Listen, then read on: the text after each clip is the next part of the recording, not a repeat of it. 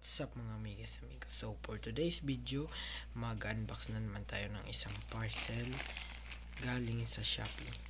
At ang nag-deliver nito ay ang Shopee Express. So bago ang lahat, ipasok ang intro.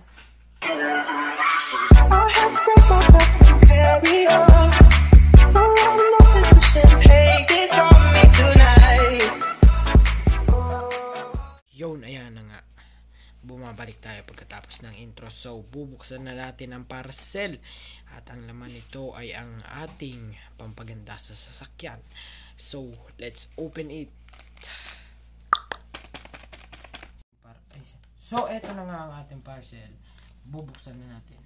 Kung may sasakyan kayong kailangan nito ay mag-order na din kayo. Kasi mas maganda ito upang pang-upgrade at sa murang halaga na nagkakalagang 200 plus shipping na to. At ito na, bubuksan na natin. So, ayan. At ang laman ng plastic ay isang kahon. Yun, may freebies pa guys. Freebies. Ang freebies na to ay racing.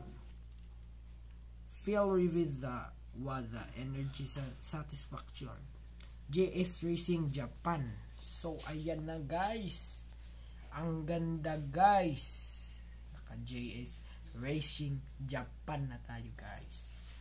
So ayan ang ating freebies ng ating parcel. So ano kayang laman ng ating kahon? Ito na.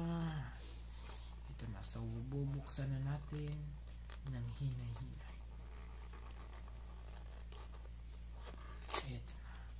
Eto na. Ang laman ng kahon ay plastic. Na may at ang laman ng kahon ay isang